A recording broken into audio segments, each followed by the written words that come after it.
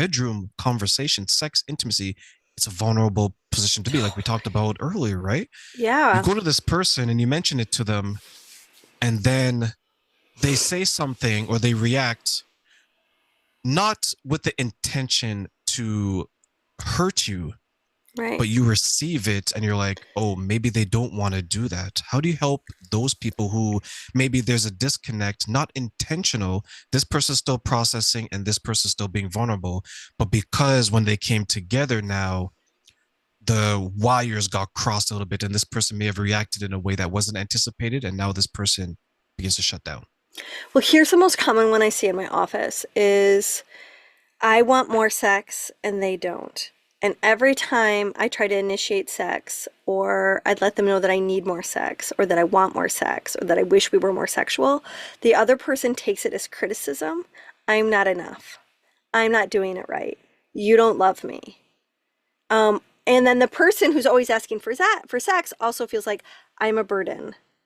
My sexual energy is out of control and isn't desired. I'm not desired. My partner doesn't desire me. And we start to feel like we are so mismatched. Like, how is it that our libidos are so different from each other?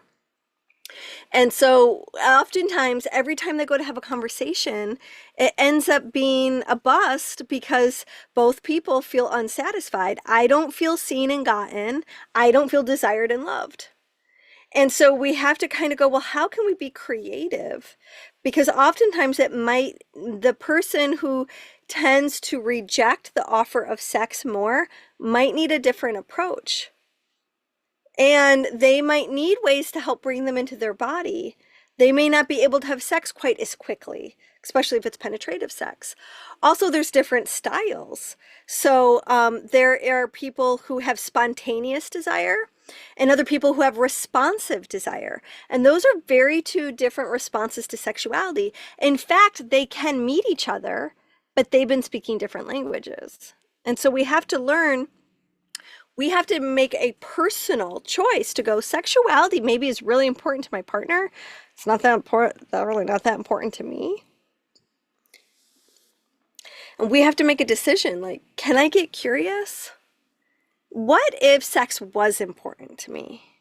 What would that look like? What would that feel like? How would I take myself on a journey? And this is where I think for some men and women, this is where we can feel really different. And this is certainly true of my generation. It's like we really normalize male sexuality. You know, there's wet dreams and boys ejaculate and they masturbate, whether they should or shouldn't. It's known that they do. You know, it's not so much known. I mean, I know women who went their whole childhoods without masturbating. And then I know women who started masturbating at 3. And that doesn't necessarily mean anything about their libido. So we treat women's sexuality as male sexuality light. And we take a look at like male sex is about penetration, but a lot of female sex has nothing to do with penetration. So we have different definitions of sex, and we are not educated because we get a piss poor sexual education in our country and really across the globe to really understand what would open my partner to feeling bliss in their system. How do I help them feel turned on? But the better question is, how do I help myself get turned on? And this is where we do not normalize women as sexual beings. I mean, look at all that we do to desexualize mothers. As soon as you have a baby, ew, mom has sex? That's gross. Well, mom is still a sexual being. You know, she doesn't give birth to you as a grandma. She's still a woman. So we desexualize sex from mothers. So we have all this sexual stuff that's not okay for our systems. So we have to first give ourselves permission to go, well, who would I be if I was turned on? How do I even get turned on? And so what I often have people do is go on a quest to find out what opens me and what closes me. What makes me press the brakes? What makes me press the accelerator? And focus on the accelerator, because people are going to tell you what they don't like, but most of the time they don't know what they do like. So all they're saying is what they don't like. And instead, then they're not giving you any options to go, well, I know I like this because it's uninvestigated. I like that you mentioned the whole thing about like mothers and after children because I asked a woman, I was like, how we're talking about her daughter and how she doesn't want her daughter to think that she's having sex, Right. which is silly, right? So I told her that you do realize that your mom is having sex. She's like, shh. She's like, no, my mom's not. I was like, so just let me understand. There's two of you. You're the oldest. So are you saying that your mother and your father had sex one more time after you? And she's like, yes. I'm like, right now, your mom is and dad's having sex. And she was unable, I don't know, right? But just the thought of her thinking that her parents are, to your point, are sexual beings, she couldn't handle it, right? She Well, changed the topic. So what do you you know think that what? happens? Well, I think this is such an important thing you're bringing up because people will go unconscious and scream "fuck you," and throw jabs at each other, and they don't always think about who can hear them, like the kids and the neighbors. But God forbid they made the sound of pleasure. And what if the kids heard us? What if the neighbors hear us? And that is so embarrassing and so awful. So it's like, do we have our priorities wrong or what? Number one. Number two, when kids know that mom and dad are happy, or mom and mom are happy, or dad and dad are happy, whatever the family configuration is, and they may be like, ew, they're kissing each other. Like, that's natural. Kids are going to do that. But I'll tell you what, when they grow up and they look back on their childhood, most of the time, they're going to feel like mom and dad loved each other, or mom and mom loved each other, or dad and dad loved each other. And kids want to feel like their parents love each other. And your affection and your words of affirmation, and even, yes, your sexual sounds conveys that they are connected to each other. And that makes us actually feel safe.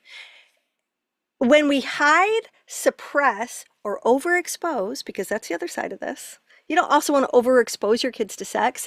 All three of those things can make people neurotic. We're all fucking neurotic when it comes to sex.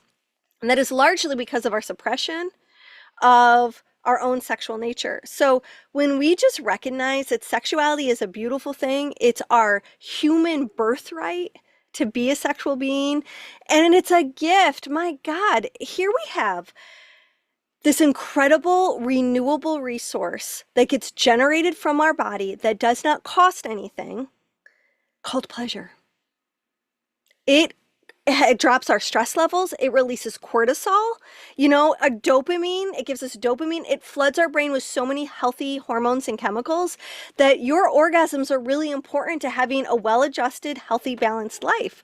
And if you are over denying yourself of that, or are afraid that the children might find out, you're not giving them permission to also find a healthy balance as sexually healthy, happy, and sometimes horny, baby, human beings.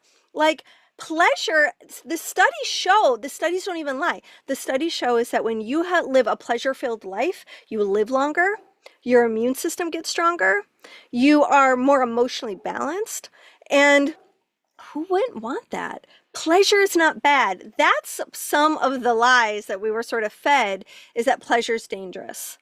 And or pleasure's gross. I mean, what I feel bad about this young woman, actually, I don't know if she was young or not, that you spoke to, is she's just lying to herself.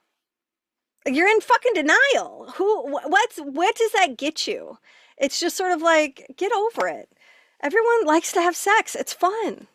And if you don't like it, question that, because there is something missing for you and you deserve, it's your birthright to have bliss in your system. My gosh.